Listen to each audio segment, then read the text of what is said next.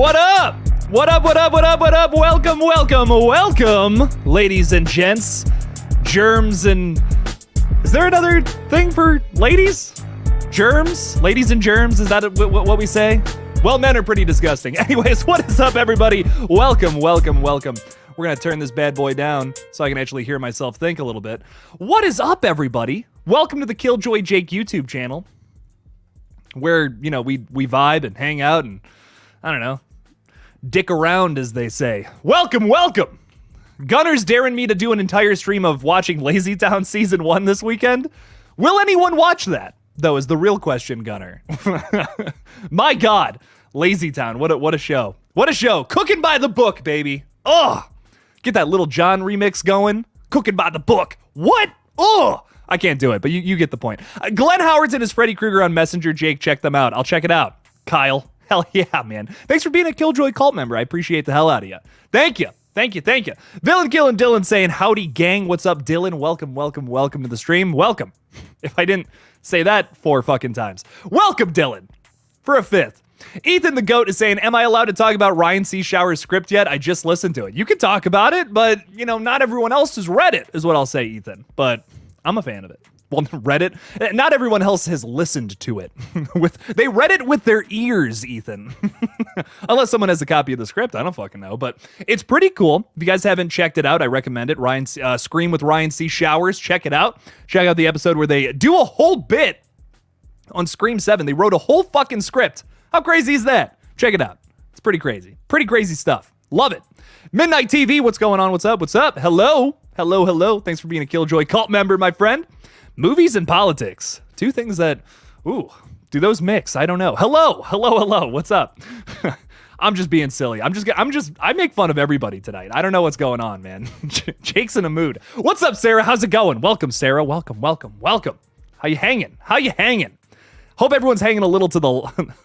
Hope everyone's hanging a little to the left. I know I am. Chris is here with us. I'm a beauty? Really? Damn. I appreciate it. Thank you. I kind of just look like a greasy nerd, but I appreciate it regardless, Chris. What's up, Wendy? How's it going? What's up? What's up? Welcome, welcome.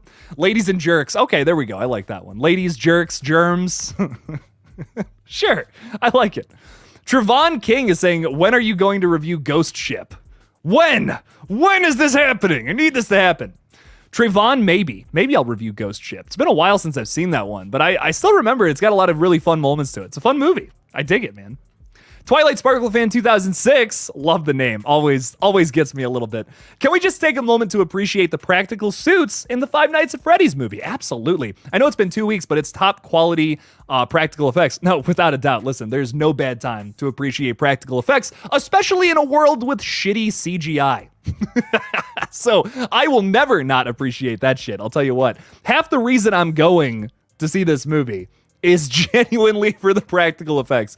I like Five Nights at Freddy's. It's very cool, but especially getting into the deep dive of the lore and all that. It's like, wow, this is a really intricate story that I'm just now learning about. Like, I always just thought it was like, oh, you know, you're a janitor or whatever, security guard, you're watching cameras and you might get attacked by a bunch of fucking monsters. Oh no, there's so much more to it. So yes to that. Yes to the lore. Hopefully they touch on some of that. And I'm just really excited. I'm really excited for it, man. Jim Henson's Creature Shops is doing the practical effects on this one, which, if you know anything about them, they're pretty fucking awesome. They did the puppets for a bunch of different movies throughout the years. The Yoda puppet, the Teenage Mutant Ninja Turtles, Aliens on Farscape, Dark Crystal. Like, Jim Henson. There you go. It's right there in the name. A lot of good stuff from them. Love it. Absolutely love it. So very excited for that movie. Come the end of October 27th. Going to be doing a double feature of that and Saw X. It's going to be crazy. Not as crazy as Barbie and Oppenheimer together. That's really fucking crazy. I'm excited for that in 2 weeks. Will I do content on that? Maybe. Maybe I'll do like a dual review of both of them together. That might be fun. Barbenheimer review. Jacob's Gaming World. Love the name, man. What's up? What's up? Welcome, welcome. With a Freddy Fazbear profile picture. I dig it. I said hi to you already, Wendy. You're tricking me. You're tricking me. I'm just kidding. What's up? What's up, Alex? How's it going? Or Mac, as you might be called. Hello, hello. Welcome to the stream. Brother BT is saying, if you had to recommend one movie for me to stick on right now, what would it be? Just random movie. Brother BT, I don't even know what you like, but I'm going to say, just randomly off the top of my head, David Cronenberg's The Fly. Banger. My favorite horror movie ever. I always recommend it. Most people have seen it, but I still recommend it. Very good movie. Child of the Corn is here. What's up, man? How's it going? Welcome, Anthony. How's it going, dude? Welcome to the stream. We're all hanging out, vibing, chilling, grilling, doing all that crazy shit. I don't know. We're gonna see what else. We're all up to here. Hello in my best Jake voice. Barb, you did a great job. Great job. Very good stuff. I love it. Thank you. Hello back. Hello. I say it twice. I don't know why. But I do. Samantha Carpenter, what's up? How's it going, Sam? Jakey baby. Welcome, Sam. Glad you're still alive after the last movie. Spoilers, I guess. It's been a couple of months. Think I can spoil it. Come on. I still haven't gotten my Scream 6 steelbook. Can I bitch about that for like 5 seconds? I am 0 for 4 with getting steelbooks from the Scream franchise on time, which is hilarious. I'm like, this is actually kind of funny. I'm almost glad it's a meme. But yeah, the first one for the original Scream never came. I had to buy it from somebody else later on. Scream 2 steelbook was 3 weeks late, and the Scream 5 steelbook I got a week late. So that one wasn't that bad. You know, at least it came after a week, but haven't gotten the Scream 6 steelbook yet. It's supposed to come today. I don't know. We'll see. When it finally does come, though, maybe I'll talk about some of the behind-the-scenes stuff, do a little unboxing video. I don't know. I might do that all in one thing. That might be fun, so. You never know, man. You never know. Why not? Ben is hanging out with us tonight. What's up, Ben? How's it going, man? Ben is responsible for 30 people having memberships from the previous stream, which is pretty crazy. Ben, that's insane, dude. Thanks for being here. I appreciate you. Okay. Y'all hang out in the We Watched a Movie streams. Very nice. Love those guys. We were just talking about Talk to Me recently. I'm so excited for them to see it. I can't wait. I'm really excited to see what they think. I think they're really gonna like it. Obviously, no spoilers. But I fucking loved it. Oh my god, really good movie. If you guys haven't seen my review yet, Robert Ellis is saying hello to all the awesome horror fans. Hell yeah, Robert. I love your enthusiasm, dude. I love it. A lot of awesome horror fans out in the chat tonight. Got a lot of fun stuff to talk about and bitch about. You know, whatever. Either way, whatever it is. Bitch out or get excited about stuff. I don't give a shit. I'm gonna be pretty fucking crazy tonight. I don't know, man. I'm hanging out. Jake's on route to 20k subs. I hope so, Samantha. I hope so. That would be really cool. 20k, that would be insane. Hopefully. Fingers crossed. Red right hand too, please. Oh god. I would make it. I really would. I would do it, but god, that'd be a lot of work. We're working on a feature right now, though. Movies and politics is what I will tell you. That we're doing that. We're making a big old nasty movie. I can't tell you too much about it right now, but it's gonna be fucking nuts. We've been working relentlessly on it for a couple of months. I'm super excited for you guys to finally know something about it. So most likely towards the end of the year, I'll finally start to open up about it. But a lot of work has to happen between that and when we finally get into it. So. Lot more work, lot more proof of concept work and all that bullshit. Morning Dew 93 saying I hope Saw X is better than Jigsaw. Me fucking too. Holy shit, you're speaking my language, Morning Dew. I feel that. I liked Spiral. I thought it was a step up from Jigsaw, but not much. Like a little step up. It was fun. I think it had better traps than Jigsaw personally. I wasn't crazy about just some of the physics behind some of the traps in that movie just don't make any sense. There was a lot of VFX work done with that, and I love how in the past it's mostly been practical. Mostly. There's times where that's not the case. Saw 3D, but Jigsaw really takes some liberties. So I don't know. I'm not crazy. That's probably my least favorite, without a doubt. There's so many issues with that, having a flat screen TV in the early thousands. I don't know. It's just lots of weird things happening in that movie. It was how did they make this mistake? That's such a simple thing to not miss. Trevon King is saying, have you seen the hospital movies? I just licked my mic. Did anybody see that? I hope nobody saw that. That was disgusting. That was I should just do it again. That was what the fuck. It's gonna be a weird stream, everybody. I'm just telling you that right now. Hostel movies, yes. I have seen the first two. I have not seen the third one. Takes place in Vegas, though, and that has me very intrigued. I love the first two Hostels because, like, I'm horrified to travel. Like, traveling scares the fuck out of me. And the first Hostel really captures all of my fears of why that's so scary to me. And I don't know, I think they do it just so well. That movie in particular is like, oh, you know, someone you might meet along the trip might recommend something down the way. And then you go there and then, well, your buddy gets his Achilles heel sliced in half, you know? And I think those movies capture that really well. Infinity Pool, I think, is the only movie that captures my fear of that maybe even better. But damn, it's those movies are fucked, man. Ooh, if you don't like gore, I would say skip them. Skip them. They're too much. But they're great movies. They're fantastic. Eli Roth is involved. I know at least in the first two. I don't know if he did anything with the third one. Couldn't tell you. Wendy Murray is talking about The Grudge 2020. I haven't thought about this movie since I saw that, honestly. This was a weird remake. I wasn't crazy about it, but I appreciate it. It's a very different movie. It's not the worst thing I've ever seen. I'd probably give it like a 4 out of 10, just based off of memory of when I saw it in early 2020. But I don't know. It's got some really interesting things going on in it, which I appreciate. There's some liberties that it took that I thought were very fun and takes it down a new direction. Lynn Shay is in it from the Insidious franchise, which is sweet too. Love her. My horror grandma in literally anything I will watch. But I don't know. I was pretty like meh about it. I think the original and the first American remake are definitely better. That's definitely my least favorite Grudge movie that I've seen. But I also just found out that there's like not thousands. That's really very, very hyperbolic.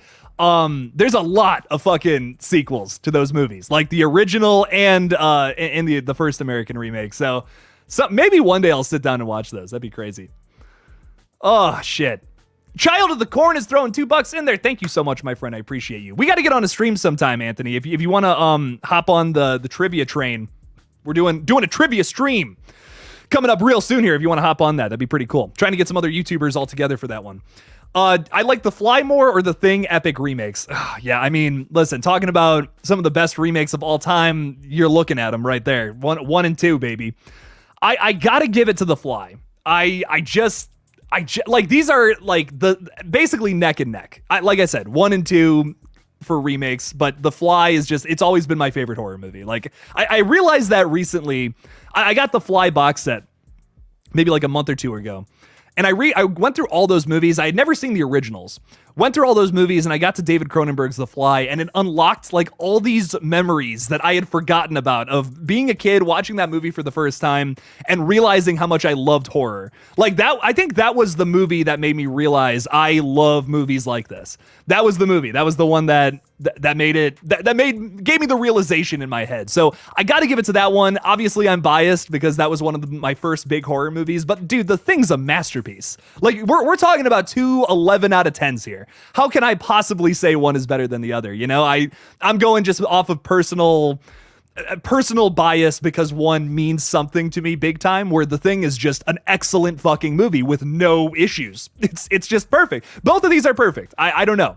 You've given me an impossible question here, Anthony. I love both of these movies so much. Some of my favorite horror films of all time. Child of the Corn, thank you for the $2, my friend. Hopefully we can see you on Friday. That would be really cool. We're doing some crazy trivia.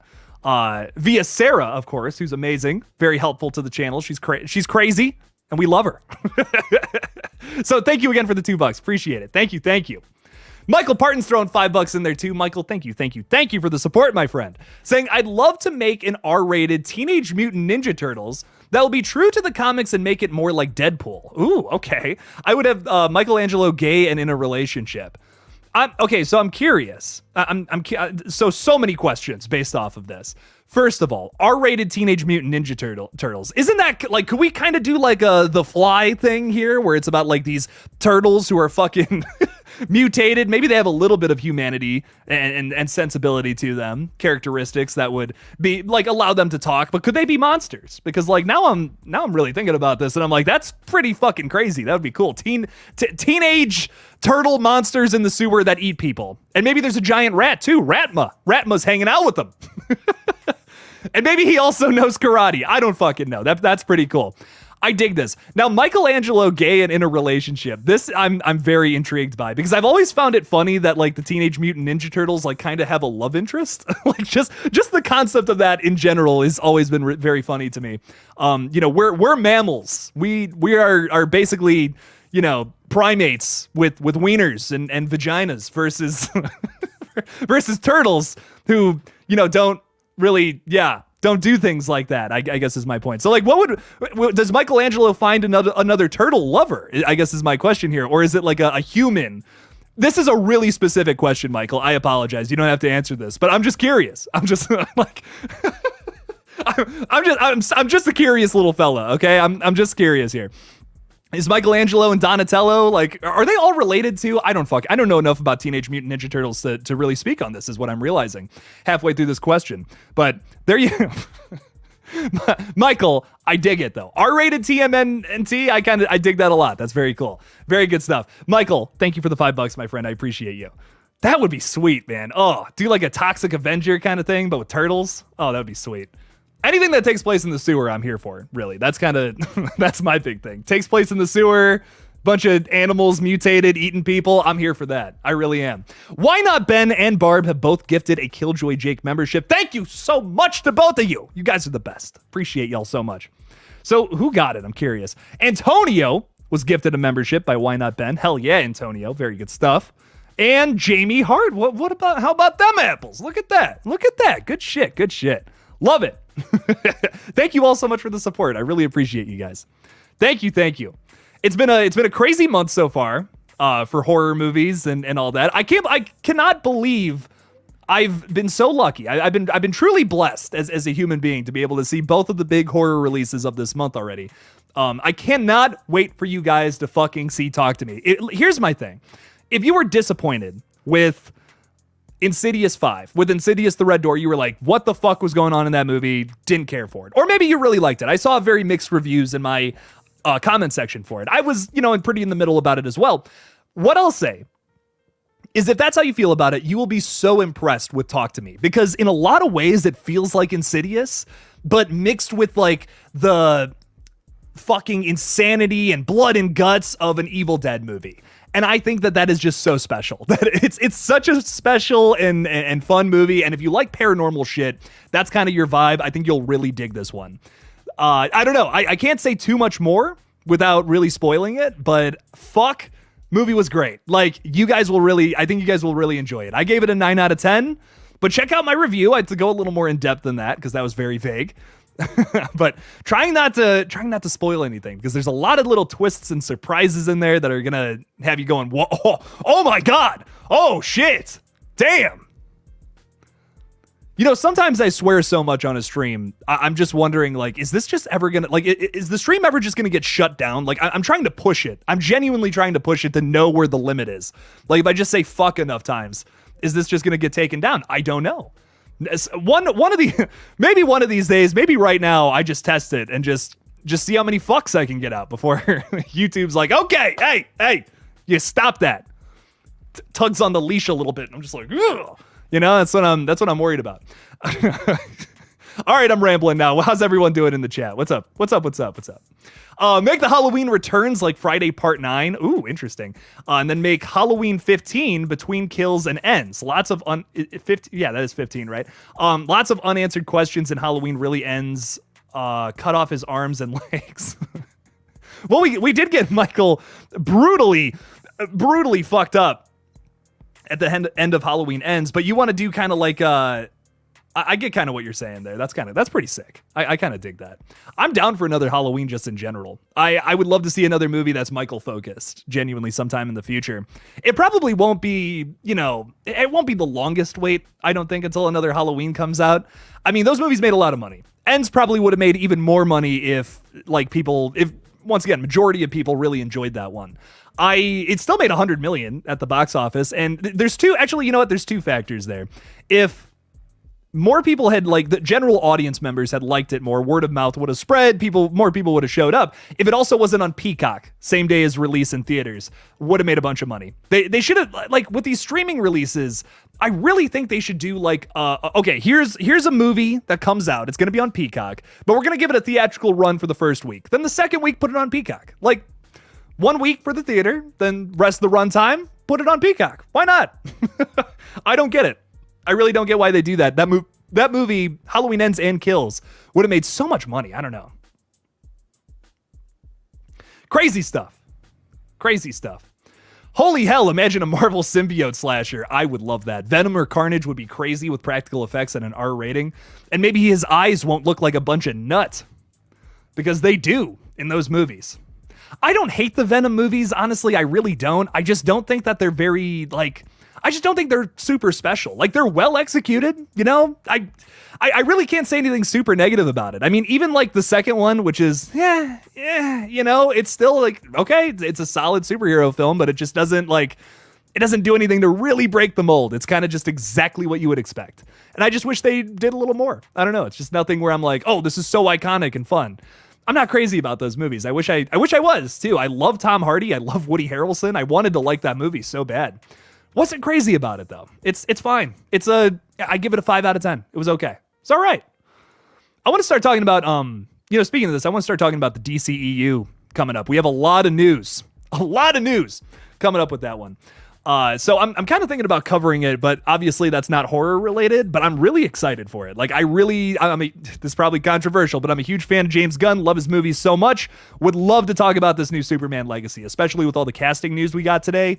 I don't know, just any thoughts on that out there, my friends, all 55 of you? I don't know. I would love to talk about that. It would be really cool to talk about that on this page especially. But just some thoughts out there, however you guys feel about it.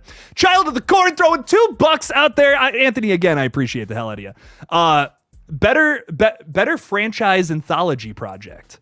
Interesting. Okay, so what's the better franchise to do an anthology for, where it's kind of like a movie of collective shorts based on the idea from either of these movies, Black Christmas or Friday the 13th? I would say, like, here's my thing. I definitely like Black Christmas as a movie, hot take, better than any of the Friday the 13th films, but as an anthology project, I would probably give it to Friday the 13th. You have so much more room to work with a established ground of creativity. Like Friday the 13th, however you feel about the franchise, every movie is a little different with essentially the same concept. Like part 7 and part 2 are completely different films, even if they kind of deal with the same situation. Bunch of dumb teenagers at a, cabin in the woods somewhere getting killed by a man in a mask. But, you're in part 2, you have Sackhead Jason killing people, and there's some pretty damn good kills in that one, versus 7, where the kills are a little more lackluster, but the Jason performance is fucking badass. He's also a zombie in that one. So, there's so much more room to work, I think, for anthology-wise with Friday the 13th. Playing off of familiar ideas, new ideas we can still fuck around with. Black Christmas, I feel like you're a little more limited. Like, Black Christmas is a great standalone movie, but I don't know how you'd ever make a continuation to that. You could, but would it be good? I guess is my question. I think that's why the movie has just continuously been remade versus them trying to make a sequel to it, if that makes sense. You could. The ending's ambiguous. Hot spoiler alert, the movie came out in the 70s, but come on. It's a classic. Watch it if you haven't seen it. But I just don't know. I wouldn't want that story continued personally. I really love how it starts and ends. I don't think we need any more Black Christmas. Friday the 13th, on the other hand, lends itself to more and more and more movies. Just because, you look at that whole franchise as a whole, and it's just a bunch of crazy, mindless fun, and that's okay. Some franchises can be that, and I love that about Friday the 13th personally. I'm not every franchise needs to be this deep thinking slasher horror film or whatever where I'll smoke on my pipe and read a book, That's not every franchise needs to be that. I like that Friday the 13th is just dumb fun. Some franchises need to be that. Appreciate your $2 again, Anthony. Really appreciate the support. Thank you. Sarah Campbell's throwing 10 Canadian dollars in there. I love that shit. Canada, let's go. Oh, Canada. Sarah's saying, not that I'm not loving all the turtle lover talk. Come on. But I got to dip for 30 minutes to actually record some. What? No way. You're recording something with Ryan? Oh shit, that's awesome. I'm jealous. Would love to get on something with him. I should ask him to be on the stream to talk about his script, because I was really intrigued by it. There's some really good ideas in there. that I kind of hope the real Scream 7 adopts. That'd be really cool. So that's badass, Sarah. Send him my love. Hope he's doing good. I'm talking Buffy the Vampire Slayer. I gotta one day just sit down and watch that. I've had so many people like just say, "Oh my god, it's so good! Like if you like Scream, you'll love this." I gotta sit down and watch it. I love Sarah Michelle Gellar too. I think she's incredible. I've never seen something with her where she didn't improve the project she was working on. Never. Like, not one time have I watched a movie where she wasn't like the best part of it or one of the best parts of it. Like, I know what you did last summer. I don't think I would be able to get through that movie if it wasn't for Helen Shivers. I really don't. She makes that movie for me. She's like easily, without a doubt, my favorite character in that whole film. So I don't know. One day I'll have to give this one a chance.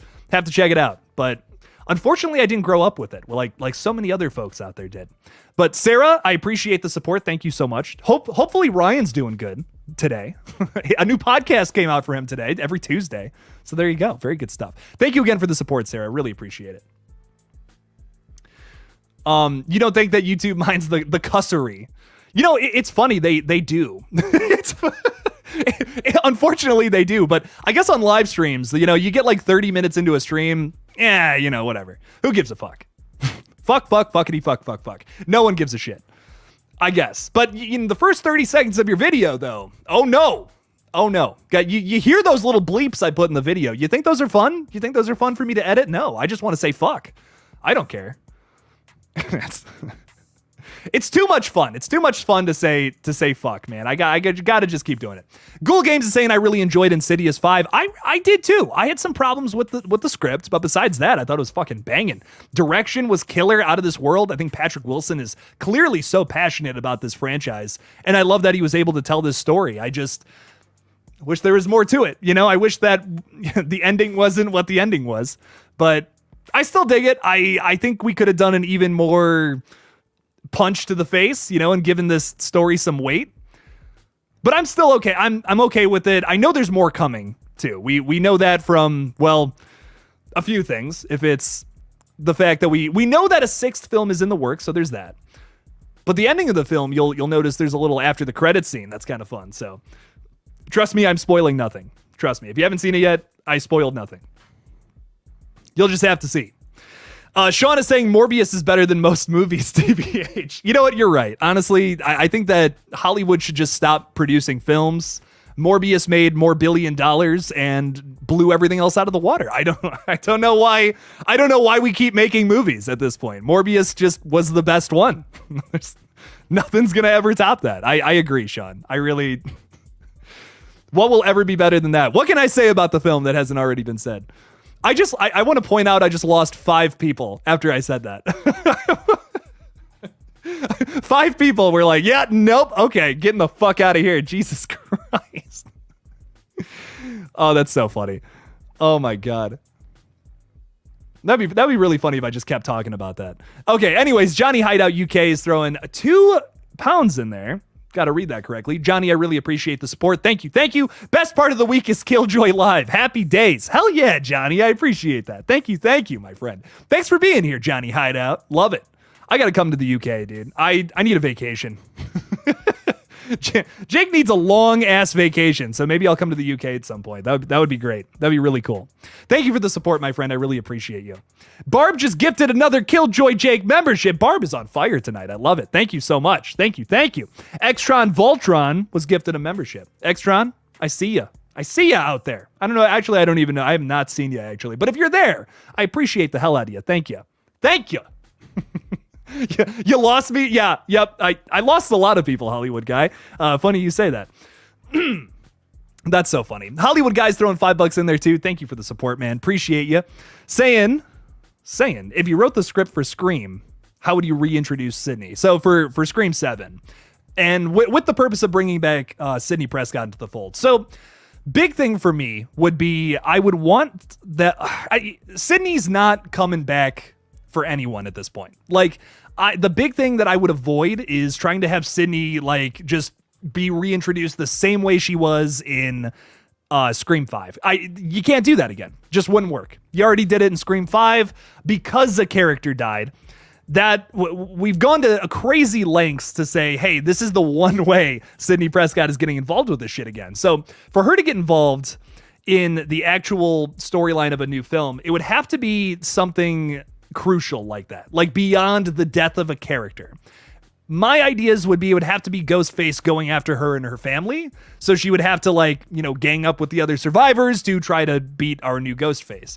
That's the only way I could see it possibly being done. Genuinely. Like, I don't see another way to even try to attempt that. And frankly, a movie would really lose me if they just said, oh, Sidney's showing up to help us, even though no one has died yet. I would be like, nope, I'm checked out. Sorry. Like, you already established that the only way Sidney's coming back is if one of her best friends dies. like Dewey, for instance. Or Gale. You know, you could kill Gale and bring her back into the fold. I think there's a better way to do it. But that's another option too. Like, if that happened, yeah, Sidney Prescott would be there. And she'd be like, fuck this shit. Fuck this guy. Oh no. But I think we can do something better than that. We already did that in Scream 5, you know? It would work, you know? But I would be like, could have done something better. I would do that. I would have Ghostface immediately coming after her family, and then she's like, okay, well, we got to get the fuck out of here. Actually, no. I take that back. She wouldn't be saying, let's get the fuck out of here. She would be saying, let's hunt this motherfucker down. That's Sidney Prescott.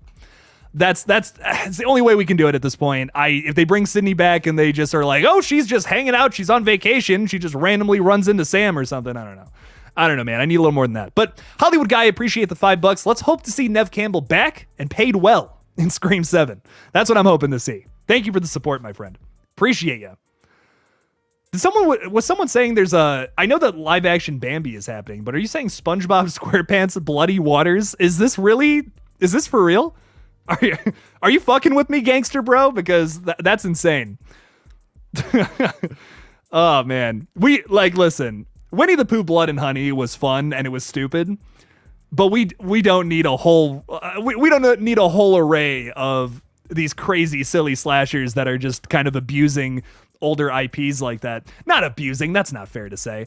I'm all for these movies, but like I don't know, I want, you know, I wish that these up and comers would focus on movies that we know are going to be fucking hits. You know, these original ideas that are going to be fucking crazy. Winnie the Pooh Blood and Honey, I don't think it was the worst movie I've ever seen, but I don't know. If I'm an up and coming filmmaker, I don't think that's where my focus would be.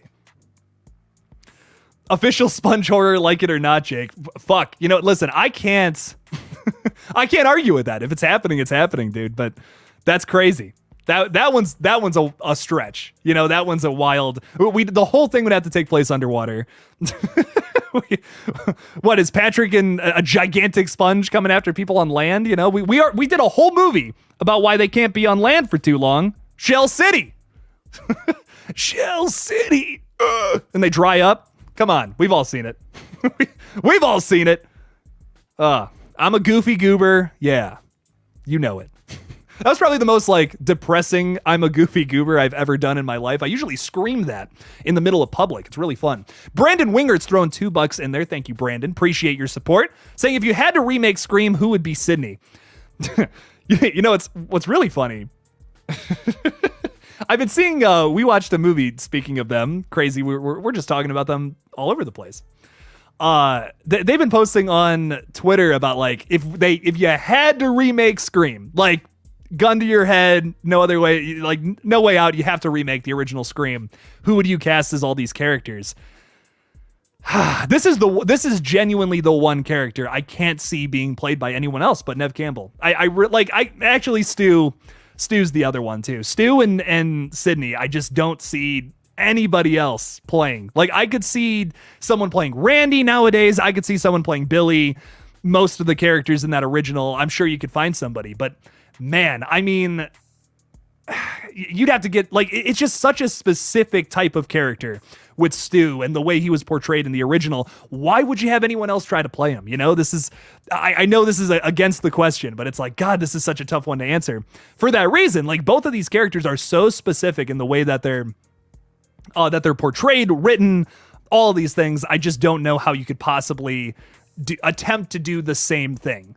So I guess my point would be, if I had to remake Scream, I would try to take it in a new direction, which most likely people wouldn't like. So I would just cast somebody who I would think could play a good final girl and take it down a whole new direction. To me, that's the only way you could possibly get something good out of a Scream remake. And even then, I wouldn't be super confident in the product, genuinely. Like, it really is one of the best slasher movies ever made. I don't know how you could do it better. And you couldn't make Stu or Billy the killer. You couldn't. No fucking way. Like, sorry, there's no mystery. That's part of what makes that original movie so good. You couldn't make Casey Becker the opening kill. You'd basically have to restructure the whole idea of what Scream is, but with the same types of characters. That's the only way I could see it being done. And at that point, you might as well just create new characters, I guess is my point. So if you had to remake Scream, my best advice to a studio, to a writer, a director, whatever, is just from the ground up. Like, just a brand new set of characters. Maybe we're in the 90s again. That could be fun. I don't know why we don't do that with remakes, honestly. My big suggestion for a Halloween remake would be, let's set it in the 70s again with a brand new set of characters in Haddonfield. I would approach a Scream remake the same way. Like, we're in Woodsboro, but brand new set of characters with another Ghostface killer on the loose. And it has nothing to do with the other films. If I had to remake the film, that would, in my opinion, that would be the best way to do it. I saw Anthony say Samara Weaving talking about casting this character. I would love to see her at the head of a Scream film. That would be great. Or a Scream remake, essentially, with brand new characters. That would be awesome. I could see that happening. I don't know. The more you think about remaking Scream, the less sense it makes, I guess is my point. Like, it really doesn't make sense to do it. You might as well just start from the ground up again and just do a murder mystery with a Ghostface killer set in Woodsboro again, or maybe a new town. I can't see it. I couldn't see it happening. It's crazy. I could see a in-universe movie called Stab New Generations. Stab Resurrection, baby. Yeah. Because we know that subtitle is fucking always means a good movie. It's to follow. Ugh. What do you think of the new new Twister movie? I don't know too much about it. I thought you were talking about Twisted Metal. I know it's a sequel to the original, and unfortunately, that's really all I know. I've only seen that original movie like once, and I rode the ride at Universal Studios. I can tell you that much. And that was pretty cool. It's now the Jimmy Fallon experience or whatever. So that's kind of sick. That's really all I can tell you, my friend. Who would I have play Randy? Man. Like, okay, I could see someone doing Randy. Like, genuinely I could. Fuck. Who comes to mind? Who's a silly little guy that could come in there and be nerdy and goofy and have a crush on the final girl, of course, but also know everything there is to know about horror?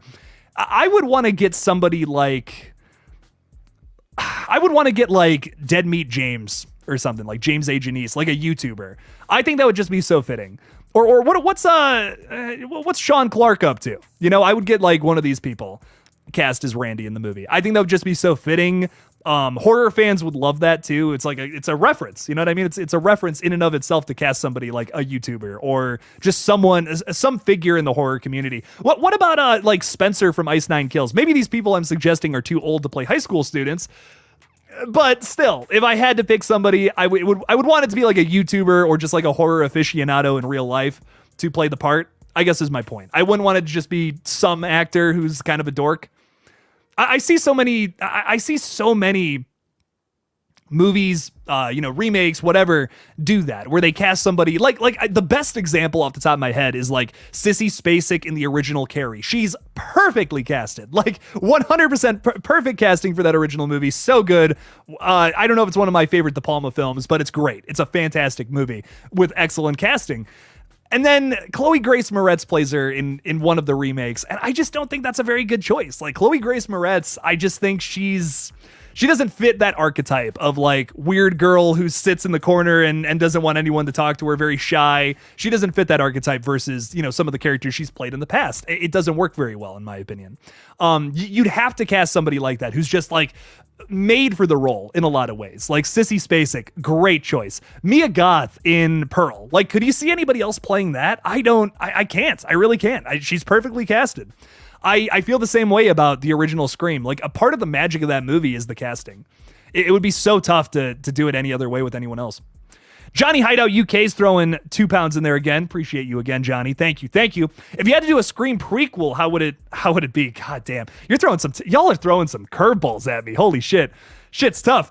Damn, a Scream prequel.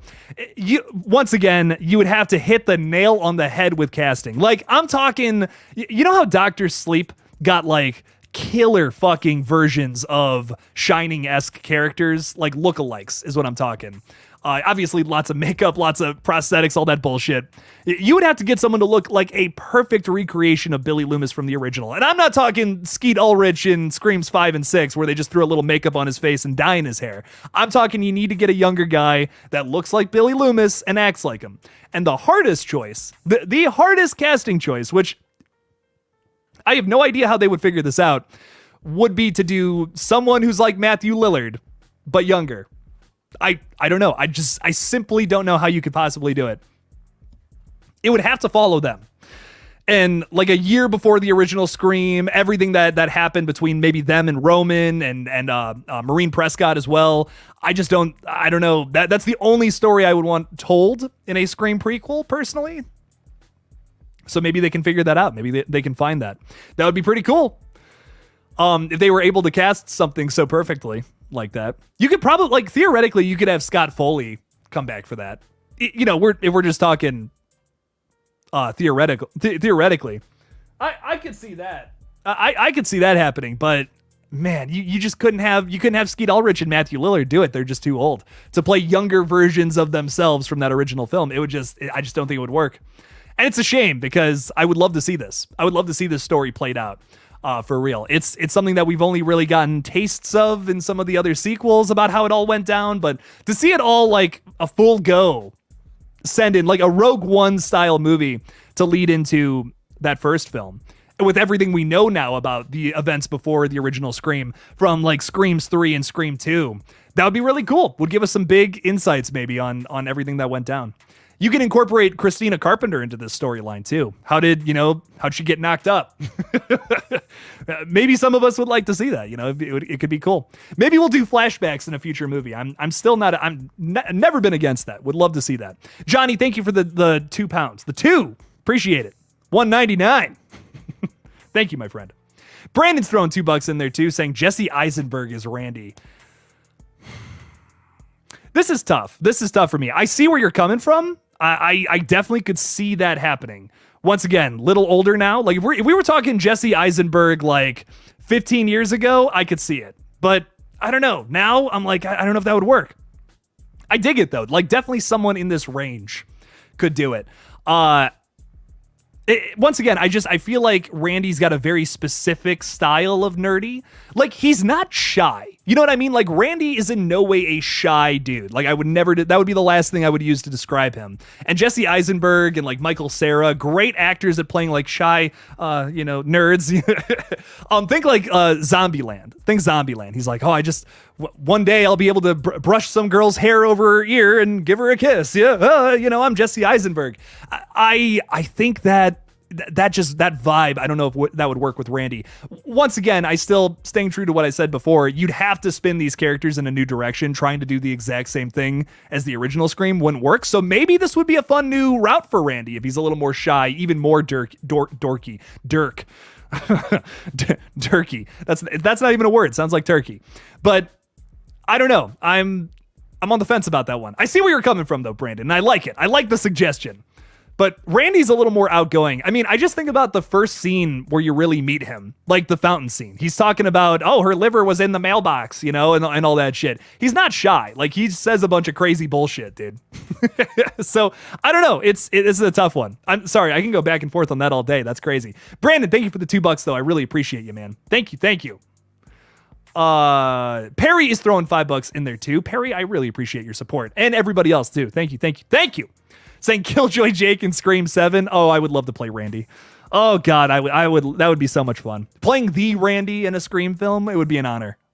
You have no idea how jealous I am of Hayden Panettiere and Jasmine Savoy Brown. I would do anything to play that kind of character in a future Scream. That'd be awesome. Perry, I really appreciate it though. Thank you. Hopefully the people who make Scream 7 feel the same. That would that would be really cool. Shit. Tom Holland as Randy. Ah, man, he's too cool. He's way too cool for Randy. I could see him maybe playing... Nah, I take that back. I don't know. Tom Holland's... He's too cool. He's too normal. he's too cool and he's too normal to play any of the male leads in Scream, I think. Just off the top of my head. I was like, maybe Billy Loomis, but even then I'm like, I don't know. Blair is saying, Scream 7? Yes. Yes, yes, yes, and yes. I want to see it. I want it in my fucking eyeballs already. Scream 7.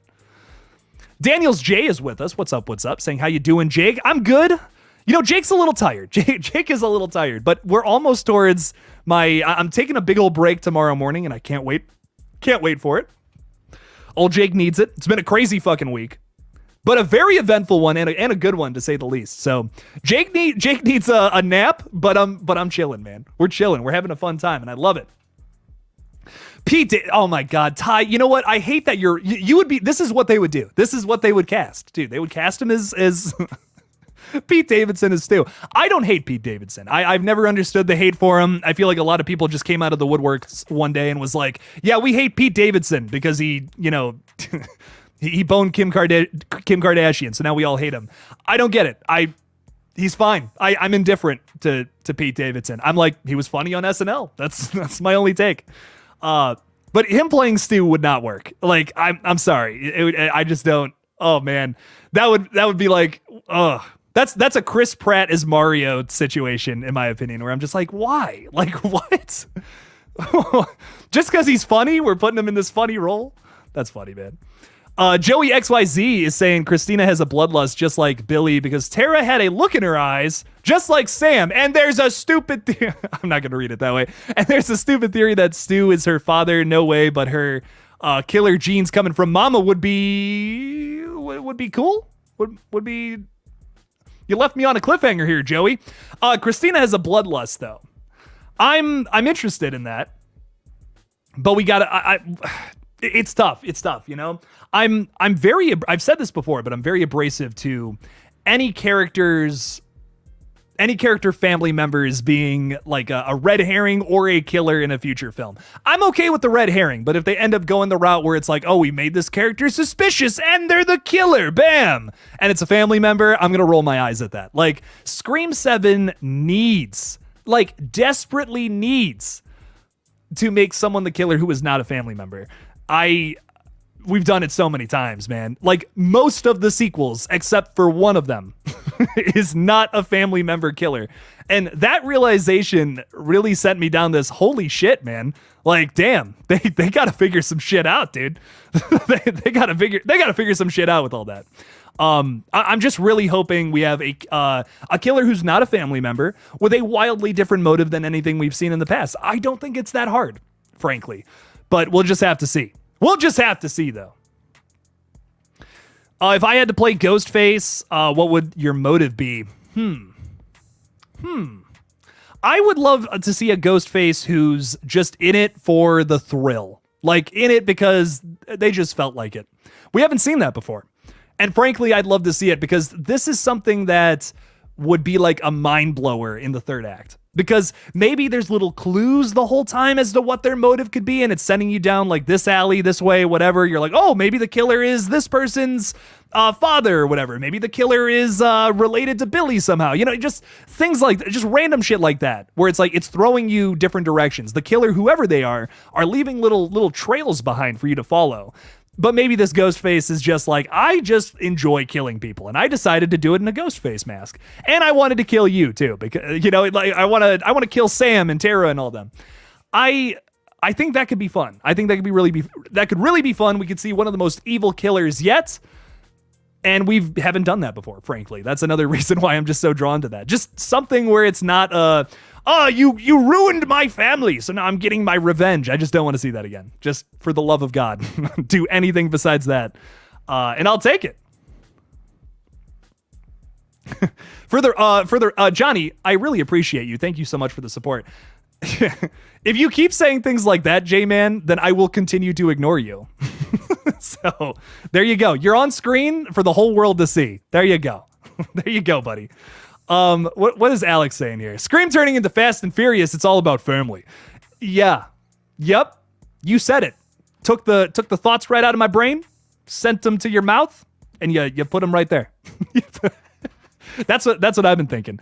After watching so many Fast and Furious movies, I'm realizing that about the Scream franchise. I'm like, oh my God, it's slowly becoming the Fast and Furious of horror. And I hope that doesn't happen. I really hope not, because we're really at a turning point with the franchise right now. With whatever they do with 7, it's really going to say a lot about the future of the franchise and what the creatives decide to do behind the scenes, what the studio allows. I just hope it's creative. Whatever it is. I don't listen, it can be nothing what I've been saying for years, as long as it's not just a Scream 3 clone in any regard. As long as it's not that, I will be happy with Scream 7. I really will. Just want to see something good. I don't know. I just want to see something different. Need multiple ghost faces with different motives who aren't working together, where they fight Ghostface versus Ghostface, all while chasing the main characters. I'm all about that. We got a taste of that in the last movie, and that was pretty cool. I would love to see more of that moving forward. Maybe we see more sequences from a Ghostface's perspective. That could be fun. 2 different Ghostfaces going against each other, and you don't know one of them, but you do know the other. Just saying. We could do that. Better Call Bardo. Love the profile picture, my friend. Oh my God, I'm watching that show right now, Better Call Saul, and it is so fucking good. Ugh, love it. I just got to the end of season 5 and my mind is blown. Costas Mandalore is confirmed in Saw X. Yes, he is. Yes. Any update in general on the movie? So I can tell you this. Look at that. Alex has already thrown it in there. We know that the Saw X trailer, well, we don't know this, it's a rumor, that at Midsummer Scream, so this, around this time period, actually, I think it's like 24th to the 28th or whatever, end of July, essentially, we'll probably be seeing the trailer around then, would be my guess. So check it. So end of July, I'll have a big old nasty update for you. We're getting there though. Couple of weeks away. Oh, this is rich. This is why you're a loser, Jake. I know you're a bum who wow. Oh, interesting. So I understand why you are such a prick. Then why are you hanging out with me, J-Man? That's your choice. You're wasting your own time, buddy. Oh man, that's pretty funny. That's hilarious. Bye. See ya.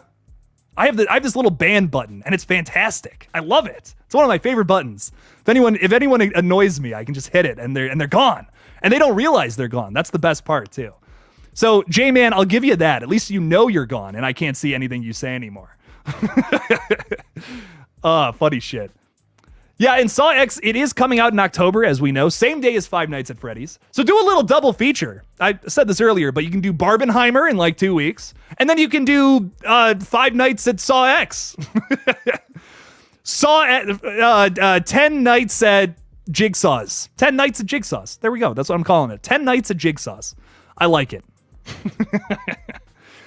Am I going to see Terrifier in theaters during its upcoming limited run? I probably will. You know, what I'll say about Terrifier is that the sequel really improved the first one, like big time. I recently rewatched the original again. Like I did like a double feature of like the first one and the second one. I'm like, I like the first movie so much more now after with the context of the second one. So I don't know. I really enjoy that first one. I would love to see it on the big screen as well. Very cool that they're finally getting a theatrical run. So I love that. I really love that first movie. I think it's underrated. I'll be honest, I was on the same train as a lot of other people who were like, well, you know, there's not a crazy story or anything. So I'm kind of not crazy about it. I don't know. The more I watch it, the more I love that film. The first time I watched it too, I was really blown away. You don't see too many slashers really push the bar anymore. Like, don't get me wrong. I'm going to say something negative about a huge slasher movie right now, but I really don't mean anything negative towards it. Happy Death Day. I love that movie. I really do. It's a really fun watch. Both of them. Same with Freaky. I remember seeing that in like 2017 and being like, I just wish it pushed the bar a little more. Like, killer idea for a slasher. I loved it. Same with Freaky. Absolutely the same thing. And that movie, I think it was actually a little bit of an improvement on Happy Death Day in a lot of ways because it just upped the gore just a little bit too. It wasn't even that crazy, but I think in 2017, now 2023, you kind of have to do that. You know, there's an expectation with slashers to see gore, to see really creative kills. And no matter how you spin it, you kind of have to have a lot of blood and guts if you're going to impress horror fans, I think, in a lot of ways. I know some people aren't crazy about gore, but like with slashers, it goes together. You know, it goes together. It's just how it's an expectation. Imagine a slasher movie without a guy killing people. You know, how could you even do that? There's parts of Happy Death Day that I'm like, I just wish it would get a little crazier. This is such a good story, great characters, a great twist too. Maybe one of my favorite killer reveals in a movie just from the past like 10 years or so. I genuinely, like, fight me. But I love the killer reveal in that movie. I want to see more things like that. I really do. But also with upping the gore factor. I think you can do both. I think it's a possibility. Morning Dew is talking about The Strangers 3. It's actually a reboot of a new trilogy. Yeah, dude. Yeah. This was crazy. We got this announcement maybe, I want to say a year ago, but that feels wrong. Like I want to say it was like end of last year. Maybe? I can't remember. It's been so long. There's so many updates. There's an update like every couple of days that I write down and talk about. But Strangers 3, yes, it is confirmed that we're getting a Strangers 3, a 4, and a 5. I have no idea how or why or what this trilogy is going to talk about. Me personally, I would rather them just do one more movie. Like, just one more movie, and it's really fucking solid. That would be cool. I don't want them to tell a big story with The Strangers. I think that's my big thing, my big draw to the first two films, is they're entirely separate stories about kind of the same killers, or maybe not. You know, are they the same people? Are they ghosts? What are they? I don't want that answered. Just like how I don't want the question answered of like, why is Michael Myers invincible? You know, why does he kill people? Why doesn't he talk? I don't want that answered. I never do. And I feel the same way about The Strangers. I don't want to know why they're killing, even though the only answer they give is because you were home. You know, it's like, ooh, that's creepy. I love that. I love that it's ominous and scary. I just hope that they're doing 3 movies that are just, you know, ambiguous still. We just have the strangers running around killing different groups of people. And that would be cool. I'd be all about that. I just don't want them to tell this big story explaining what the strangers are. That would suck. Like, I think about the Thorn trilogy. Conceptually, I'm not crazy about it. I think that there are great moments in 4, 5, and 6. Honestly, I'm rewatching Curse tonight. My buddy let me borrow the 4K, which I still haven't watched the 4K of that, so I'm really excited to check that out tonight. And I love moments, and honestly, God, all 3 of those movies, I think all of them have something really special. But the overall story it's trying to tell, I'm just not crazy about. So I hope they don't go overboard with that. I really hope so. I got my fingers crossed, but we'll just have to see. We'll have to see. Strangers 3, I'm here for it, but don't go too deep into the story. Give me a good story with the main characters. That's what I want more than anything. Give me some good characters for the strangers to kill or fight, you know? Johnny Hideout UK throwing £5 in there again. Johnny, I just always appreciate your support, man. Thank you. Thank you. Thank you. I'm worried the longer they wait to make a Freddy Krueger film, the less time legacy characters have to return. How long do you think this could take?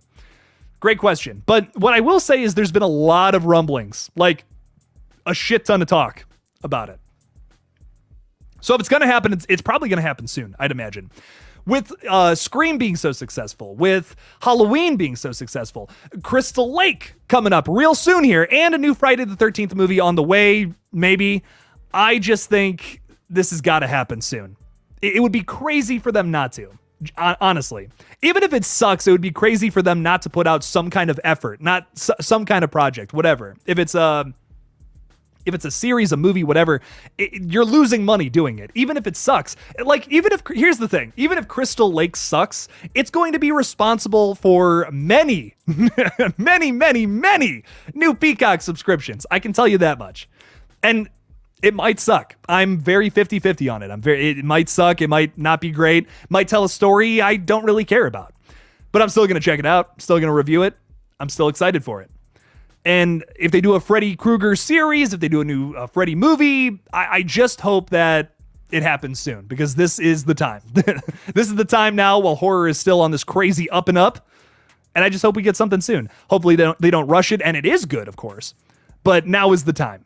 I couldn't agree more. They really should be on this shit. I know it, like, it's back, isn't it back at the Craven estate or whatever? So, like, I don't know. I really don't know why they're not doing it. Couldn't tell you, man. But Johnny, I appreciate the support. Thank you so much. Hopefully we see Freddy Krueger back on the big screen soon, played by a killer actor.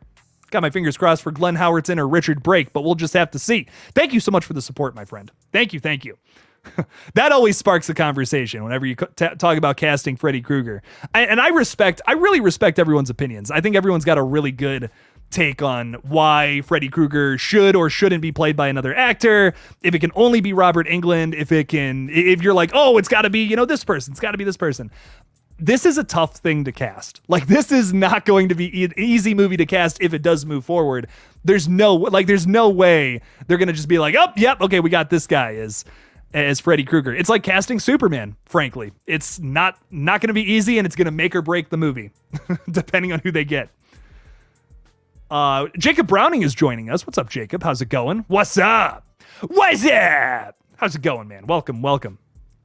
Frank G's with us too. Hey. Howdy, hey, my friend. Welcome. James Leclerc is saying, I think Saw X, aka 10, will be better than Spiral. I feel hopefully a good swan song for Tobin Bell, but my most anticipated this year. Very nice, James. I'm highly anticipating it as well. We have Kevin Grudert back in the director's chair, who made my favorite Saw film to date, Saw 6. Really love that one. I'm really excited. I can't wait to see what he does with this new movie. It feels like a return to form. We have a huge what was I talking about? We have a title, what it's going to look like and all that. It looks like the original movies, like the original set of them before Jigsaw and Spiral. That has me very excited. And I hope it feels like a return to form, where, Hello Zep starts playing right as the twist hits right at the end of the movie. Even if it's cheesy and dumb, I don't care. That's what I want. That's what I want from new Saw movies more than anything. They're so much fun. It's one of my favorite horror franchises. I just hope they kill it. I hope they kill it with this one. And, I'm not expecting the best movie in the franchise. Who is? Who's expecting the best movie in the franchise from the 10th entry? We've done this 9 times before. I'm not expecting that. I'm expecting a fun movie with some good kills and maybe a crazy story, too. And maybe an insane plot twist where the editing is all choppy and fast and it's blue. It's either blue or it's green. That's what I want. I want that thousands blue for this movie, for the coloring. Come on, baby. Give me that choppy editing. Give me that blue filter or green filter. Either or is pretty fucking good. And give me some good kills. Oh, and Tobin Bell as Jigsaw. I want that voice. I want to play a game. That's what I want so badly. I can't wait for it, man, though. I'm highly anticipating it. Talk to Me and this movie were my two ones that I'm like, oh, these got to be good. These have got to be good. Last Voyage of the Demeter 2 looks really good. I'm excited for that. That's coming out. Is that next month? I can't remember, but I'm excited for it. Oh, this is going to be brutal. Oh, this already looks brutal, Mac. Saying, rumor has it that Grudert asked Winnell to return as Adam in a short cameo. He declined. They got a stand-in. If that's just mean. Josh Stolberg is a nice guy. Has given into the Adam is alive theorists. I'll swing for him. Okay, so here's my thing, man. Like, Lee Winnell returned for a cameo in Insidious: The Red Door. And that movie was fine. There's no way. I mean no way that this movie is worse than that. And if I eat my words on that, I'm going to be so fucking sad. I'm going to be so fucking sad. He's in that for a little cameo. Come on, man.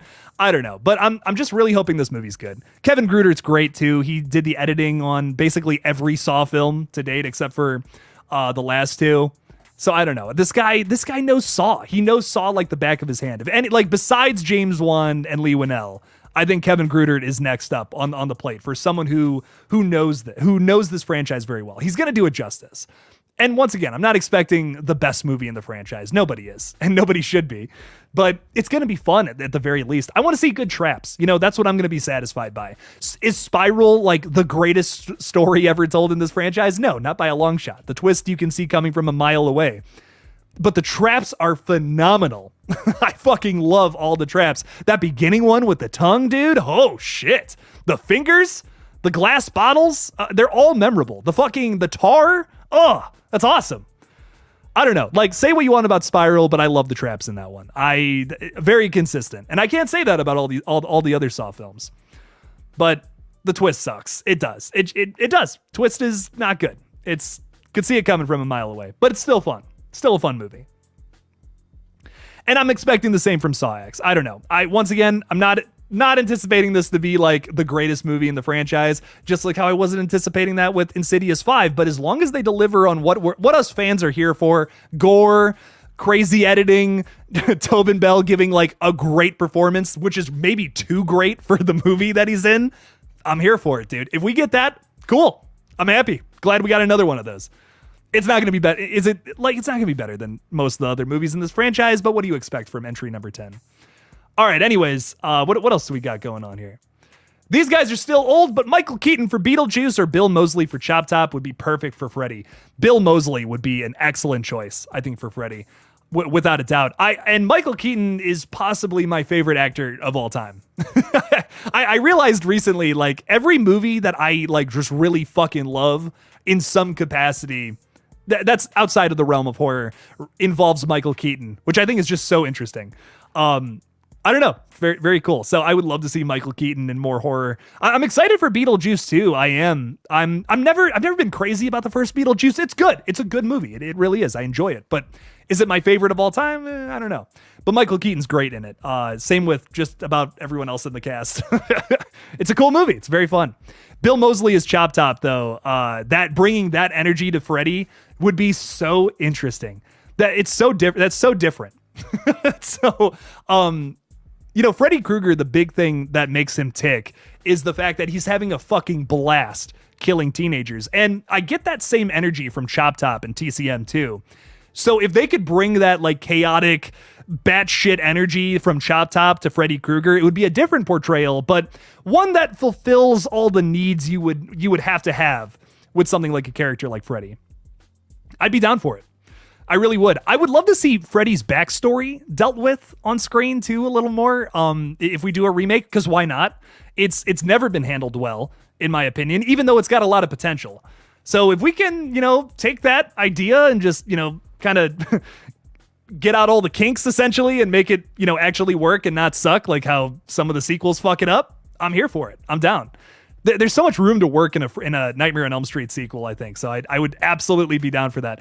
Ryan says hi. Hell yeah.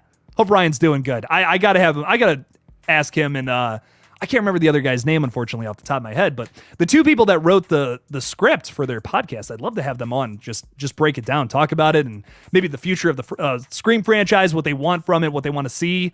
And a lot of that is in the script. A lot of that is in that Scream 7 script that they talked about. Man. Would love to talk to them. That'd be very cool. So, Sarah, I'm jealous. I'm jealous. I think that's awesome. Hope you guys had a good recording, though. Thank you so much for the support again, Sarah. Appreciate you. Appreciate you a whole bunch. Ragda is saying, what would you most likely get... what would you most likely get out alive of? Okay, I gotcha. Being trapped in the further, Insidious, being in a Jigsaw film, or being in Evil Dead 2013 trapped in the woods with nowhere to go.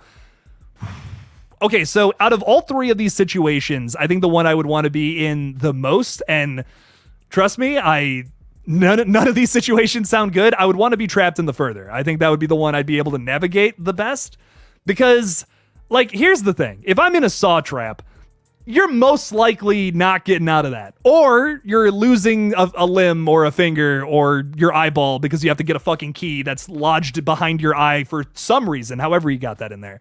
I would not. The saw trap is the last thing on the fucking list. Fuck that shit. No way, dude.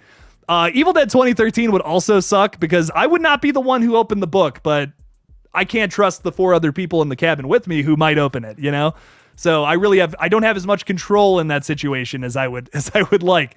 And that would be terrifying. I wouldn't, I don't know. I think I would hesitate to kill my possessed friends. That'd be horrifying. So I think I would want to be in the Insidious realm, in the further, and try to get back to my body. That would probably be the one I could do. I'm pretty good at running. I'm pretty good at running, not fighting. So that seems to work. It's worked out for the Lambert family a couple of times now. They just ran. And it worked out. So that's what I would want to do. That would absolutely be my top choice for sure. Great question though. That's not easy. Not easy to figure that out. Who is your dream Ghostface actor or actress? Samara Weaving. Like, without a doubt.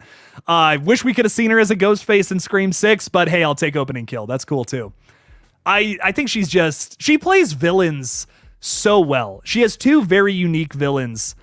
From like Babysitter, Mayhem, like both of those movies, I think she's like very unique in the way she plays Mayhem's arguable if she's a villain or not, but I love the way she plays villains. I would love to see her attempt that again in another horror movie moving forward. So I'd love to see her as a slasher villain of any sort in something. If she can't be Ghostface because she was already an opening kill, would love to see her as a Ghostface killer in something else. That would be really cool. You know, okay, I know David Gordon Green does this, and it's kind of a criticism of his, but bringing back characters that you thought died in the previous movie, I would not be against Samara Weaving being alive in the next film. I really wouldn't. That would be actually kind of interesting. If she knows a lot about slashers, we know that about her character.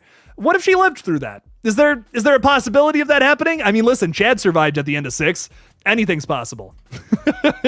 And anything can happen, you know? So maybe it's possible for her to come back and be like, you know what? I was attacked and now I want to go Ghostface myself. I'm Samara Weaving. That's not what she sounds like, by the way. Not even in the slightest. She's incredible, though. One of my favorite actresses working in the business right now. In the biz. Love it. Thoughts on the new Exorcist, a movie I kind of want to forget, but here we are. The new Exorcist, it's coming out in October, had some pretty rough test screenings. I don't know. I just haven't heard anything super positive about this one. I want to be excited for it. The original Exorcist is one of my favorite horror films, maybe ever. Done so well. I talked about recently how the original Insidious is a masterclass in building tension from 0 to 100. This is another one that I think does it so well. How it starts off at 0, really. I mean, like, you know, besides the opening scene and fucking with the demon and all that shit. Besides that, I'm talking about like where the story really starts when we get into, you know, Washington, D.C. with the family. Reagan is a little girl and she's super sweet. She's super nice. And then she slowly devolves into the most evil motherfucker ever. Just saying the most nasty shit ever. And it only works because of that. It really only works because you start off with Reagan, who's just super nice. And she's just this wonderful little girl who's just super nice and then turns into the most evil fucking possessed demon ever. That's why it's so scary. That had never been done before either. I love it. I don't know. One of my favorite horror movies of all time. So well done. I just don't think you can recapture that magic in a sequel. Some movies are just meant to be standalones and some movies have franchise potential. I think, speaking of that, I think Talk to Me has a lot of franchise potential. I don't think they will make that a franchise, but I'd be here for it. Wait, what? No fucking way, Perry. David Gordon Green is in Bones and All? That's crazy. You know what was the weirdest cameo in a movie I think I've ever seen is in The Unbearable Weight of Massive Talent. David Gordon Green's just in the opening of that film for like no apparent reason. He's just hanging out with Pedro Pascal, and I just was like, oh shit, okay, cool. Or is it Nick Cage that they start off with? Yeah, it is Nick. I think he's talking to Nick Cage. But I'm just like, it's crazy. It's like David Gordon Green. Okay, here we go. I got to watch this movie. I have heard so much good stuff about it. I never got around to watching it last year. I got to check it out. Jacob Browning is making me watch all the Ghoulies movies again. Oh man, I got through the first two, and those were they're certainly movies. You know, there's certainly pictures that move, and I've never seen Ghoulies 3 though, so maybe it is a true masterpiece. Maybe they get it right in the third one. I don't know, Jacob. I'm excited to talk about it with you though. Thanks for the support, by the way, my friend. I really appreciate you. Very excited. Very excited. Eric Cartman saying, you said this in other videos, but I respectfully disagree with you on Salem's Lot needing to be shorter. The book is too long for a 2-hour movie. Maybe you could break it up into multiple movies, but I guess it's not the problem that the movie's too long. It's just the pacing drags a little bit at points with Salem's Lot. There's a lot of good stuff going on in that original movie. I've always felt like they could shorten up that story or maybe tell it across multiple movies. I don't know. I've just never been crazy about how that original movie is paced, even though I love a lot of the shit going on in that one. Really good. There's a lot of scary shit going on in that movie. The iconic shot of the kid floating in front of the window, for instance. I feel like most people know that, even if they've never seen that movie. It's scary. It's really got some really scary moments. There's a really good like romantic drama, I guess, in the movie. I feel like most people haven't seen this one, so for some reason I feel inclined not to spoil it. But I think that's really well written. It's just paced not so well, in my opinion. I wish that it was moved along a little quicker. Lots of good lot of good character building and how they form relationships and how well they break up. That's good stuff too. But I wish it was just paced a little differently. That's always been my issue with that movie. I've never read the book actually either, so it's not super fair for me to say that. I haven't read that yet, and I know I've seen a lot of movies where I'm like, this being an adaptation of this book doesn't work very well, but I see what they were doing. You know, like I feel that way about a lot of movies. Anyways, moving forward. You should do a Would You Rather podcast or stream. Ooh, okay, that could be fun. Villain, Kill, and Dylan. I'm always looking for new ideas for streams and shit. That could be a lot of fun. That could be a fun one. We're doing trivia this Friday, by the way. Very, very hyped for that. That's going to be a lot of fun. So check that out. Give us your craziest trivia question. Stump us. The goal is to stump us. We're going to have a lot of horror aficionados on the show on Friday. It's going to be fun. So throw something at us that'll truly stump us. It's going to be fun. Check it out on Friday. What else do we got going on? What are your opinions on nudity and that in horror films? I don't know. I like look, everyone likes seeing boobs, okay? Everyone does. Everyone really does. But do we need that in horror films? I just feel like if your movie has to rely on that to bring people to the theater, maybe you're not doing enough with the story or the concept or the cinematography or the actors you chose. I don't know. I've never been crazy about it unless it's done for like artistic value or reasoning like that. Like I think like Infinity Pool does nudity in a way that's not like exploitative. It's more like this had to happen to make this story work. Like obviously there would be naked people in this story. So I don't know. That seems to be a very unpopular opinion though. I tend to say that and people are like, dude, but come on, man. Boobs. And I'm like, you're okay, I get it, but like, dude, come on. I don't know. Just not crazy about like that vibe, I guess. It's not necessary to make a good movie. It's really not. And it's a shame that so many, especially 80s horror flicks, rely on that. Jason Carpenter, I am 0 for 4 with getting my steelbooks on time for the Scream franchise. Nothing yet. And it's, what time is it? 8:30? Nearly 8:30 my time.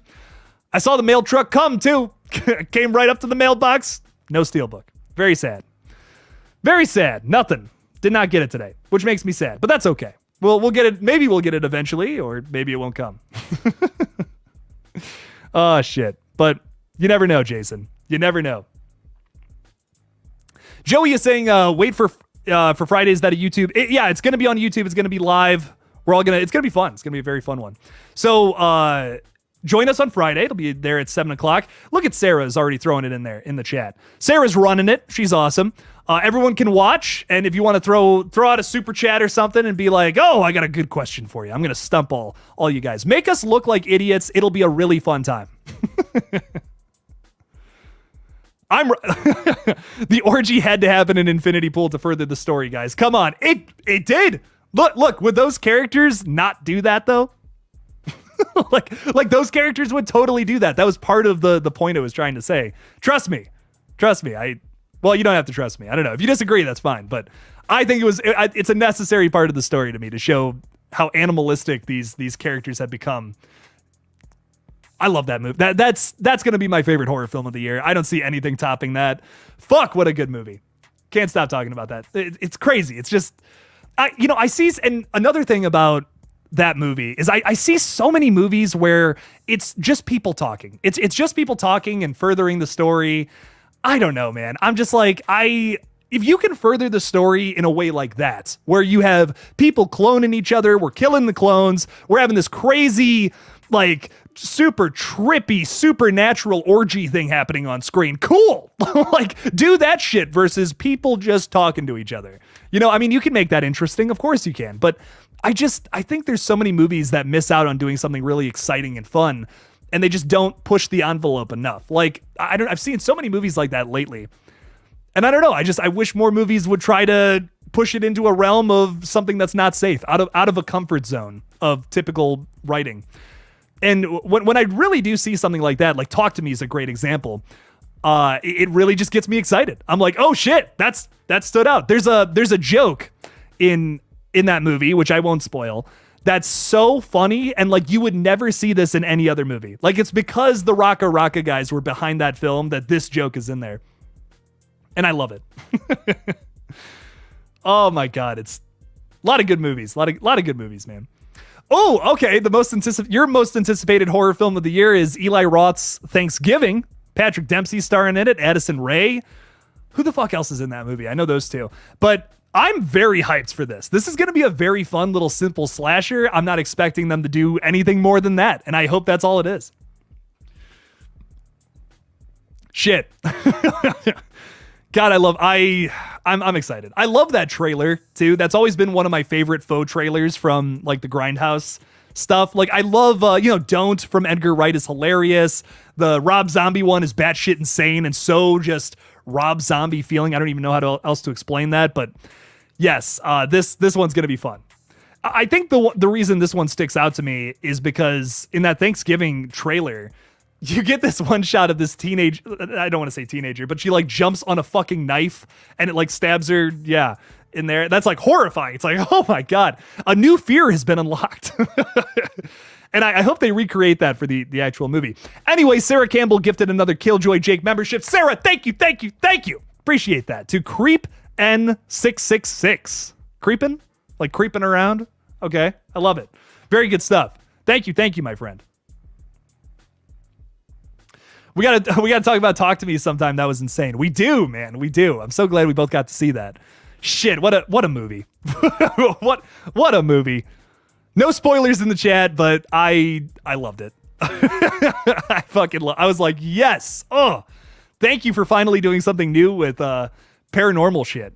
I feel like I haven't seen that attempted in a while. Like we've gotten a lot of slashers that do like different things here and there. Like Terrifier 2 was a really special. Loved that film. Terrifier from 2016. Great.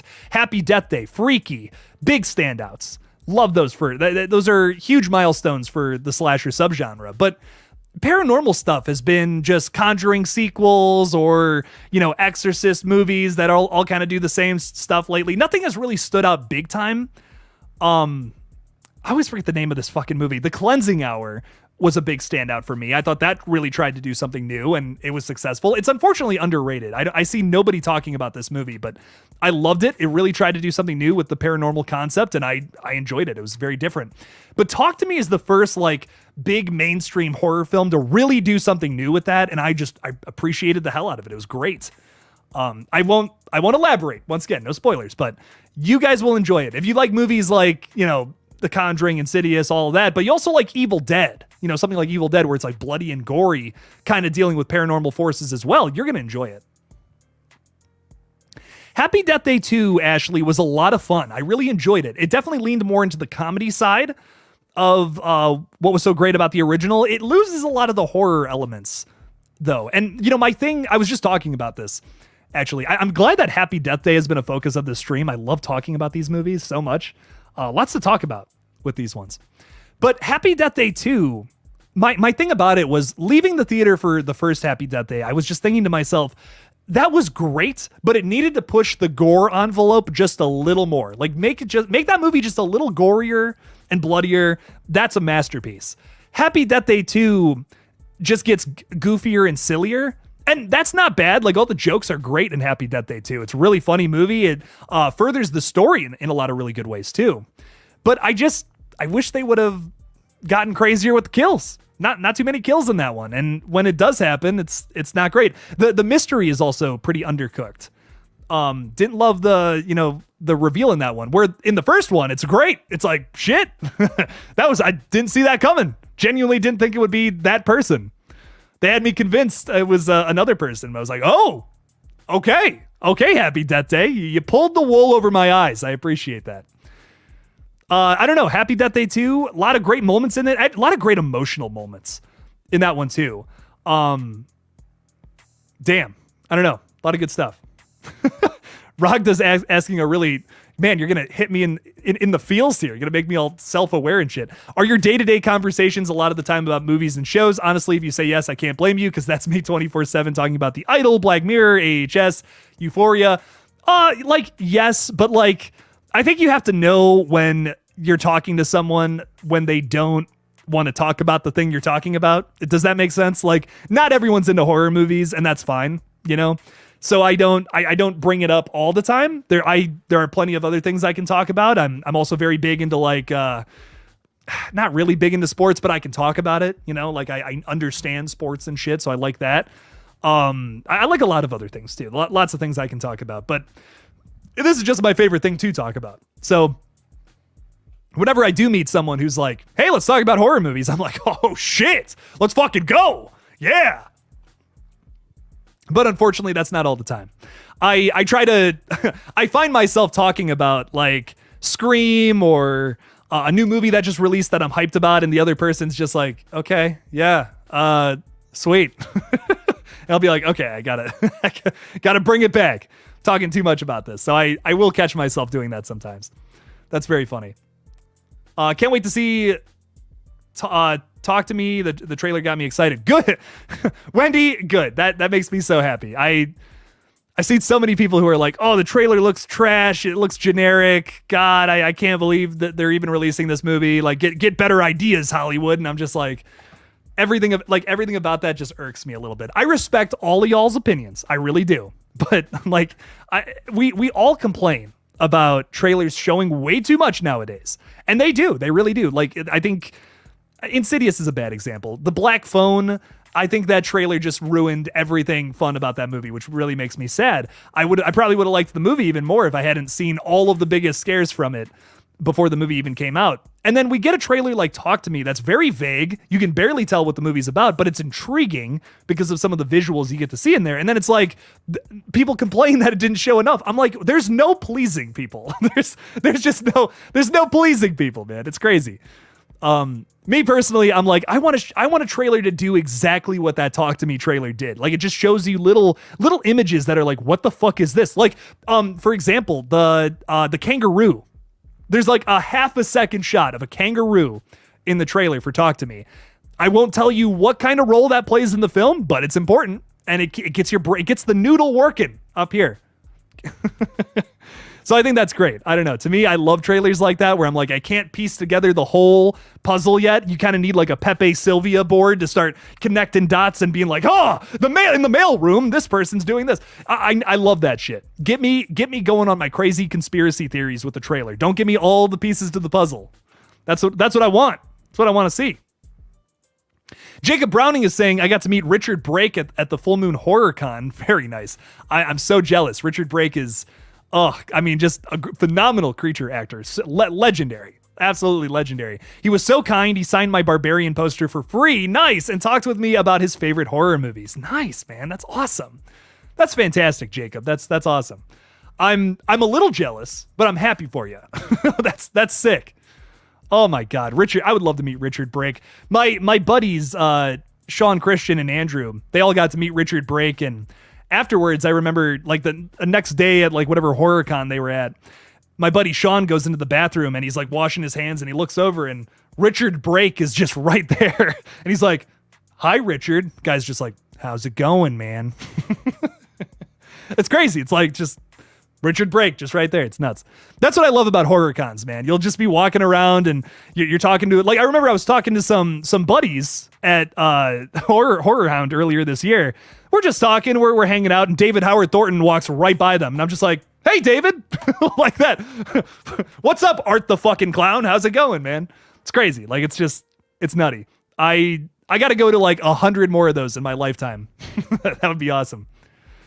Oh, you met Bill Moseley and Mark Burnham too? Very nice. Very nice. We got newest Leatherface and an old school Chop Top. So kind of a member of the family.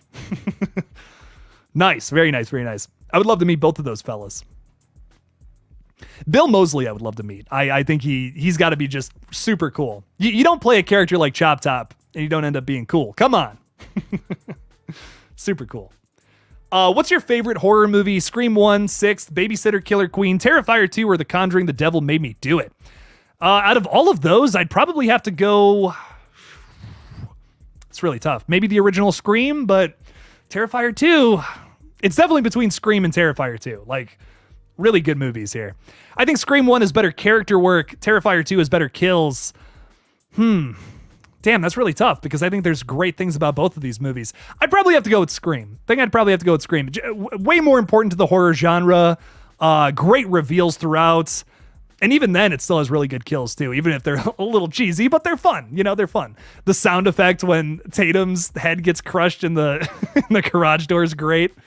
Oh, it's so funny. But I still love them. Still good. Terrifier 2, though, I think it might have some of the best practical effects I've ever seen in a horror film. Like that and The Thing are like 1 and 2, in my opinion. I don't know. They're great. Really good stuff. Hear me out, Noah Atkinson. I always do. Scream 7 should be take place on a tropical setting with a release date on May 30th of 2025. Runtime of 147 minutes, 2.5 hours, essentially. I'm very much so down for tropical set Scream. I think that would be a lot of fun. I'm here for the winter set Scream too, but like tropical Scream, dude, be pretty cool. And I hear a lot of people say it's impractical, like, you know, get way too hot in the robe. You're right, but, you know, we could have Ghostface killing people in a air-conditioned building or at night. Either of those things would work. Most of the time, that's when Ghostface strikes anyways, unless it's Scream 5 when he's killing in broad daylight. So I don't know. I mean, you just have to avoid that. You could have all the moments with your characters like conversing between kills during the daytime. So you see like gorgeous, like let's say Florida or Hawaii, whatever. You get that during the conversational scenes, and then during the kills, chases, we have some big like set pieces. Or it's at night. That would be cool. I imagine like an opening kill set on the beach too in a Scream film. That would be so different and so scary. Ugh. I would love that shit. I would love to write a Scream film that takes place in a tropical setting. That would be really fun. Fuck. Good shit. Ghostface is asking, last time I'm going to ask this, hoping you noticed my question, but will Beetlejuice 2 updates be coming soon on the channel, or are you not really interested in the film? I am interested. I saw that there were some new pictures for Beetlejuice 2. I didn't have time to get around to it. I'm so busy, man. Like, it's really tough for me to cover anything right now. And I know that's like, what? Like, what the fuck are you talking about? I'm in pre-production for a movie, and we're about to film a proof of concept for the film, and it's just a lot of work. It's a lot of work. It's a lot of resources we got to pull, and we got to raise a lot of money, and we're trying to do it without crowdfunding, but we might end up doing it anyways. We're very on the fence of it. On the fence about doing that, but it's just a lot of work, man. If the only thing I was doing is YouTube, your boy would actually be on a sleep schedule, and I'd actually be able to do all this shit smoothly. You guys would see a video like every single day. It would be, I could do this. I got YouTube down to a point where I could do it, but I like challenging myself. I really like challenging myself. I get really ambitious, and I bite off more than I can chew too often, more times than not, unfortunately. But it's just a lot of work, man. This is a huge project. Like we're trying to make like a basically a 2.5 hour movie and make a proof of concept for it. And it's a lot. It's going to be a lot, and it's going to be a very expensive movie. But if we make it, it'll blow people's minds. And I can't tell you anything about it yet, but I'm so excited. Like when the proof of concept is done and you guys can all see it, I'm so excited. Like I cannot wait for you guys to see it. It's a batshit insane script. It's an idea I've had for a very long time. I'm really excited for you all to see it, though. It's going to be, if you thought Red Right Hand was cool, this is going to be a million times better. I actually know how to make movies now. It's been a long time coming, but I can't wait for you guys to see it. Really good stuff. Joey's saying they're avoiding Deadpool 3 photos and videos. Literally nobody just wants surprises anymore.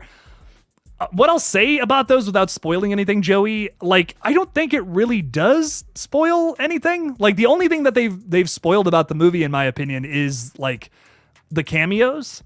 And, like, if that's something you really care about, which me personally, I don't. Like, superhero movie cameos mean nothing to me at this point. We've done all we can do, I think, with cameos. then I wouldn't look up updates because that is all public. But the set photos, I don't feel like they really spoiled anything. There's a once again, I won't spoil anything for you, Joey, but there is one photo that made me be like, I don't know how I feel about that. There's a certain joke they're trying to make that I'm not crazy about. I won't get into that though because I don't want to spoil it for anyone if people consider that a spoiler, but I'm very tentative about this movie. I don't know how I feel about it. I want to be excited for it because I love the first two, but I'm on the fence with some of the things happening. The fact that they're filming it during a writer's strike and it's like Ryan Reynolds can't improv on the set of this movie during a writer's strike. Like, you wouldn't be allowed to do that. That would be against WGA, regulations. People would be pissed off about that. That's crazy. Like, I just don't how do you film a Deadpool movie in the middle of all this? It's insanity. Like, the whole thing is like, why aren't they just waiting? Take your time, Marvel. Believe it or not, people will watch anything they put out. So just take your time on this one. Jesus Christ. I don't know. I'm very on the fence with Deadpool 3. I have mixed expectations at this point. I was excited about it, when they announced that Hugh Jackman was coming back as Wolverine. I'm like, that's really cool. I know that, in the comics, like one of the best Deadpool runs, I haven't read it, unfortunately, but I've heard that the Deadpool and Wolverine stuff is fucking awesome. And like, that is cool. But I don't know, man. I'm just very on the fence with this movie now. With everything I know about it, with some of the set photos I've seen, I'm just like, I don't really care for that. Ty Lee is saying if they did a Scream in a snowy setting, I would want a different costume, white robe, red mask. Ooh, a red mask. That would be cool. What about an inverted Scream costume? Like you get a black mask and a white robe. That could be cool. I don't hate the red mask though either. That's really sick. And then like as the movie progresses, maybe Ghostface gets bloodier and bloodier, with the white robe. That would be fucking sweet, actually. Oh my God. Nice. Very nice. Ghostface is saying, I love that they're not touching Logan because that film was perfection. Why fuck with that? I agree. I know James Mangold has expressed very, I think he said something about, I'm not crazy about, Wolverine being in another movie. Logan was the end of that. But obviously this isn't fucking with that at all. It's not touching that story. You can assume that still happened in this universe, which is nice. So Logan is a phenomenal film. Not even beyond superheroes. I think that goes beyond a superhero movie. It's just a really well executed movie. It's great. Really good stuff. All right. Anyways, one more question. Old Jake's gotta go fucking take a nap. Jake's gotta take a nap. Eric Cartman saying, have you watched Severance? Ben Stiller worked on that show, and I'm hoping once he's done with season 2, he'll work on that Stephen King movie he's doing. I have not watched this. I'm a big Ben Stiller guy, though. I'd be down to check it out. Ben Stiller comedies are very underrated, never really get talked about. There's a lot of bad ones, I'll admit, but his good ones hit, man. Something About Mary, very funny movie. The Heartbreak Kid, also super nuts. Love it, man. Lot of good stuff from Mr. Stiller. Ghostface in a white robe with it getting bloodier as the film goes on sounds sick. Hell yeah, man. Sarah's also saying, don't forget to subscribe to my second channel. Thank you so much for the shout out there, Sarah. I really appreciate that. I'm going to be talking about Rick and Morty over there, as well as I'm going to try to start doing updates on this new Superman and the DCEU and all that. I'm actually kind of hyped for whatever the DCEU does next. I'm not going to lie. I haven't stopped thinking about the Flash movie since I saw it. I don't feel that way about a lot of Marvel movies nowadays. A lot of them are just, I watch them and no thoughts are happening up here when I'm watching them. But Guardians 3 was great. But besides that, I just haven't seen a Marvel movie that really impressed me recently. And honestly, even though The Flash wasn't phenomenal, I'm still thinking about it. There was a lot of good ideas in there. There was a lot of stuff where I'm like, okay, this is interesting. And I don't know, I might start talking about DC movies. Might cover Blue Beetle and all that shit. Even though they're not getting a whole lot of love, I'm still kind of thinking about talking about them. I think I have some interesting opinions. So I don't know. Might go off on that over on the second page. So check that out. Very good stuff. Malik, we were talking about this earlier, but the new Strangers, I don't know when it's coming out. We don't have a release date. We might get it later this year because I know they filmed a lot of at least the third one I know, but when the next two are coming, couldn't tell you. Could not tell you. No big updates on that, but I will keep you updated as we learn more about it. So anyways, I absolutely love talking with all you guys so much. Old Jake needs a nap though. We'll be live again on Friday though, talking some trivia. Bring us your craziest fucking trivia question. Send it in a super chat and we'll try to answer it. And if we can't, well, then you made us look like a bunch of idiots, and that'll be really fun. So make that happen. It'll be fun. Check out this channel again on Friday. I may have some videos for you coming out in the next couple of days, so check that out too. I got a theory video cooking. I haven't done a Scream video in a while, so I'm kind of thinking about doing that for Friday or Thursday. But thank you all again for hanging out with me tonight. Really appreciate you guys. Sorry I had to cancel the stream from yesterday, by the way, but I had to take that chance to see Talk to Me early. Oh my God, it's crazy. Crazy shit. So check out that review, and once again, all the love to you guys, and peace out. Don't forget to kill it out there, y'all.